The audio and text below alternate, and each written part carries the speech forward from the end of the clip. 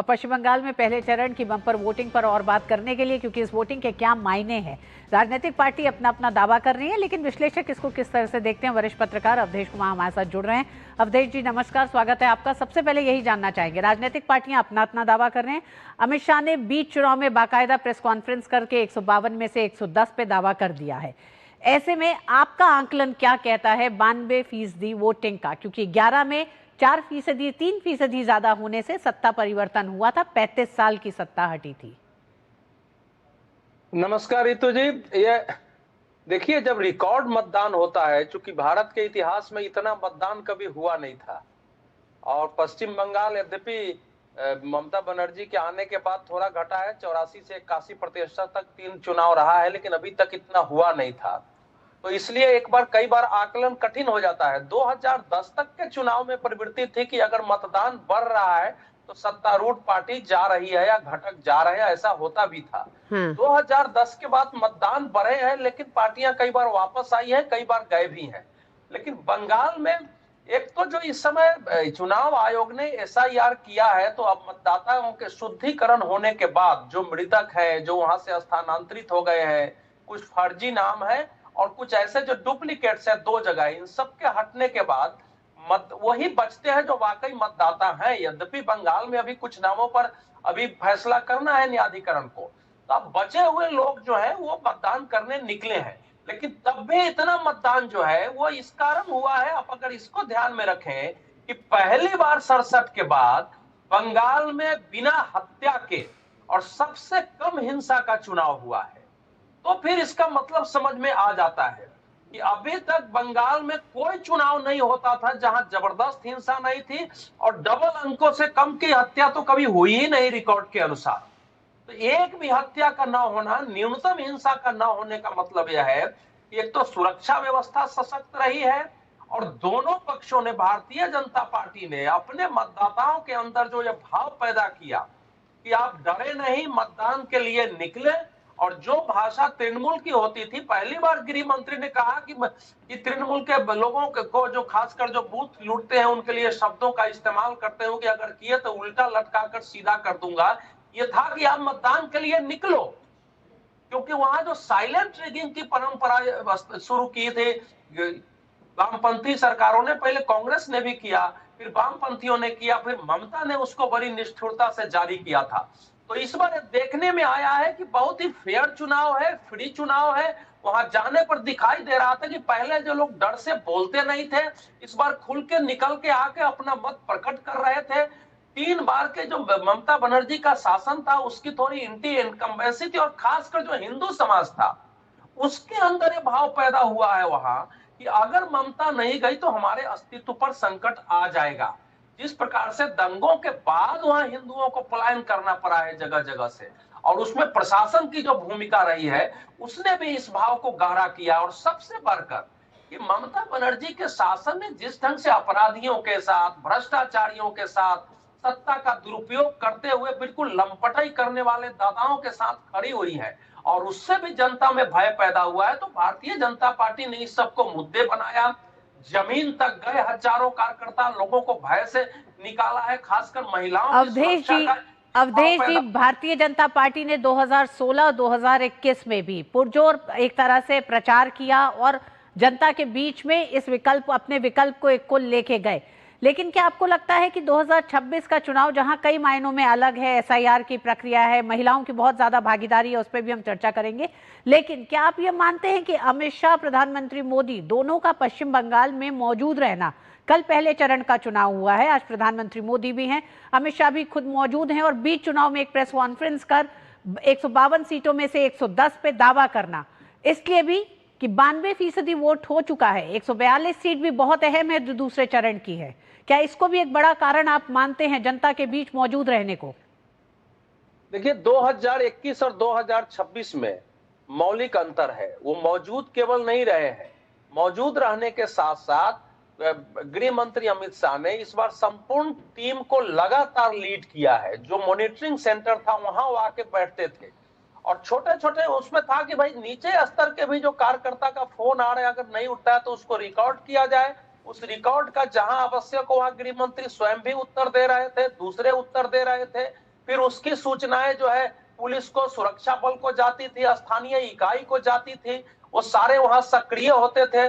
और चूंकि इस चुनाव के पहले भारतीय जनता पार्टी ने बूथ वाइज एनालिसिस किया था कार्यकर्ताओं के साथ बैठकर कि किस बूथ पर क्या समस्या आई थी, वैसे भी तो जाहिर है कि प्रधानमंत्री तो सब जगह जाते ही हैं, उनका असर होता है। और आपने देखा ही है कि झालमुड़ी जो है, झालमुड़ी को तृणमूल कांग्रेस को उस पर रिएक्ट करना पड़ा कि झालमुड़ी का तीखापन दिखाई दे और क्या क्या बोलना पड़ा है। तो प्रधानमंत्री की जनता से जुड़ने का, कनेक्ट करने का, आज ही जो उन्होंने मछुआरों को हुगली को मछुआरे जी, को गले हुगली के तट पर जो वो लगाए, नाव में अपनी तस्वीरें जो उन्होंने साझा की हैं, तो उसका असर होता ही है।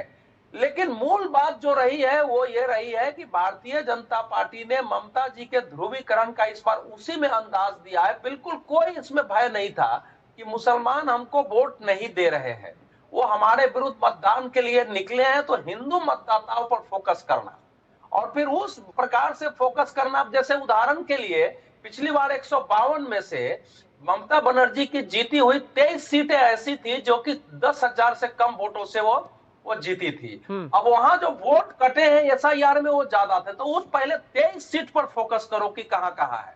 तो 59 और 23 तो वैसे ही 82 सीटें करीब करीब वही हो जाती है। अब उसके बाद जो 10 से 15,000 तक का अंतर है उस पर फोकस करो। तो इस प्रकार से माइनॉरिटी इन लोगों ने काम किया है। फिर भी मैं कहता हूं कि चूंकि 29 से 30% के आसपास वहां मुसलमानों का वोट है और वो बीजेपी के विरुद्ध जाता है, और आपने वो दृश्य दिखा होगा कि दक्षिणी दिनाजपुर के एक क्षेत्र में वहां के जो भारतीय जनता पार्टी के उम्मीदवार थे, किस ढंग से उनको खदेड़ के फिर पकड़ के वहां पीटा गया, इस इतने सुरक्षा के बावजूद। उससे पता चलता है कि कैसे वहां चुनाव हो रहे थे। तो फर्जी मतदान का नहीं होना, महिलाओं निकली है उसका एक और है, क्योंकि महिलाओं का वोटर अनुपात पुरुषों के तुलना में घट गया था, 959 से 950 हो गया था प्रति 1000 पर, लेकिन वोटिंग करने का परसेंटेज ज्यादा है। अवधेश जी, लेकिन ये भी तो कहा जा सकता है कि महिला मुख्यमंत्री ममता बनर्जी हैं, हालांकि ममता बनर्जी इस बात का हवाला दे रही हैं कि महिलाएं जब ज्यादा वोटर की संख्या में बाहर निकली हैं, ये उसे अपनी एक तरह से जीत की तरफ एक इशारा मानती हैं। नहीं, देखिए, ये तो मैं नहीं कह सकता हूं कि वो सारे, ममता बनर्जी ने भी जो अपनी योजनाएं, लक्ष्मी योजनाएं हैं, बालिकाओं के लिए हैं, वो सारे वो दे रही हैं। और तो जाहिर है कि उनका भी एक कनेक्ट है। लेकिन क्या है कि जिस प्रकार से उनका शासन रहा है अलोकतांत्रिक और दमन का, संदेश खाली की जो घटनाएं हुई है, जो वहां की जनजाति महिलाओं के साथ कोई शोषण कर रहा हो, लगातार उसका जमीन ले रहा हो, उस पर कार्रवाई हो रही हो, तो ममता बनर्जी स्वयं खड़ी हो जा रही हो और केंद्रीय एजेंसियों तक पर हमले होते हैं, तो उसका रिएक्शन तो होता ही है ना। उसका रिएक्शन होता है क्योंकि महिलाओं में असुरक्षा का बहुत ज्यादा हुआ है। और मुर्शिदाबाद में जो दंगे हुए, महिलाओं के वस्त्र तक उठा लिए दंगाइयों ने और जला दिए कि मतलब ये इनको बेइज्जत किया जाए, और महिलाओं के साथ अभद्र व्यवहार किया। और तालाब तक में जहर मिला दिया गया है। और जो कुछ बांग्लादेश में हुआ उसका भी असर है। तो लेकिन वहां क्या है कि ममता बनर्जी की शुरुआत ही 70-75 सीटों से होती है। तो भारतीय जनता पार्टी को विजय के लिए 220-22 में से ही 148 सीटें लाना है। तो इसलिए चुनौती रहती है। लेकिन एक बार जब 2011 में कल्पना नहीं थी कि वामपंथियों का शासन चला जाएगा और ममता ने दूर कर दिया, शायद उस बार भी नहीं हो। लेकिन इस बार का चुनाव हर दृष्टि से 2021 से गुणात्मक रूप से भिन्न रहा है और लोगों का खुल के निकलना बता रहा था कि बदलाव लोग चाह रहे हैं। ये भी कहा जा रहा है 92% वोटिंग हुई है, रिकॉर्ड तोड़ वोटिंग हुई है। इसका एक कारण एसआईआर की पूरी प्रक्रिया रही है, जिसमें अगर अवैध वोटर्स कटे हैं तो जो लोग बाहर रहते थे वो भी पहुंचे हैं इस डर में कि उनका मताधिकार बहुत जरूरी है इस चुनाव के लिए। क्या ये उस डर को भी आप कुछ हिस्सा देते हैं इस 92% में?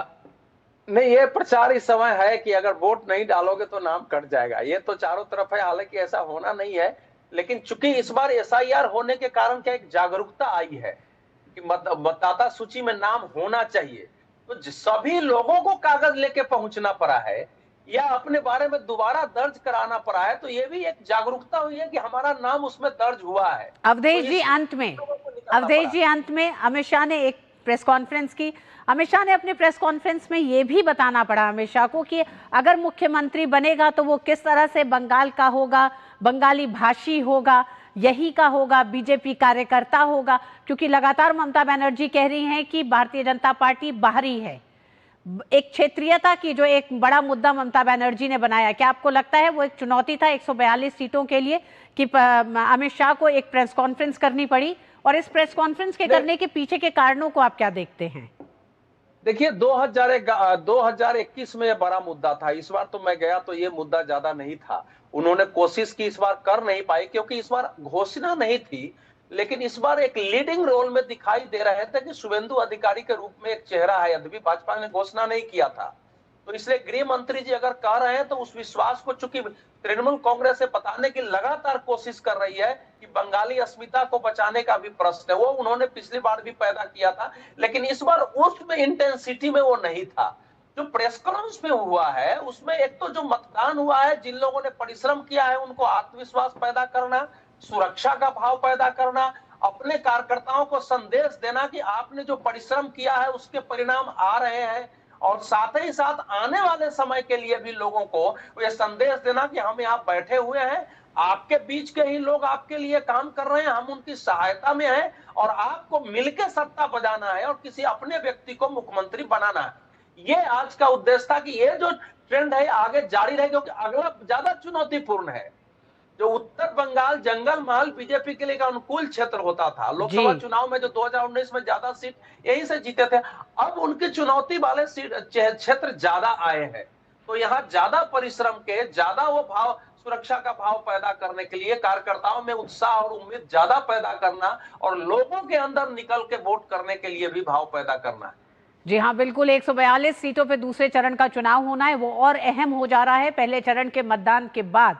देखना दिलचस्प होगा कि 142 सीटों पे, क्योंकि वो अर्बन वोटर्स है, ये ममता बनर्जी का वोटर कहा जाता है, 142 सीटों में से सबसे ज्यादा सीटें टीएमसी की ही रही हैं। तो ऐसे में अपने किले को बचाना, और अमित शाह की प्रेस कॉन्फ्रेंस ये बताती है कि जिस तरह से पहले चरण में पश्चिम बंगाल की जनता बढ़ चढ़ के बाहर निकली है, यही उत्साह दूसरे चरण में भी जारी रहे। बहुत बहुत धन्यवाद अवधेश जी हमारे साथ जुड़ने के लिए।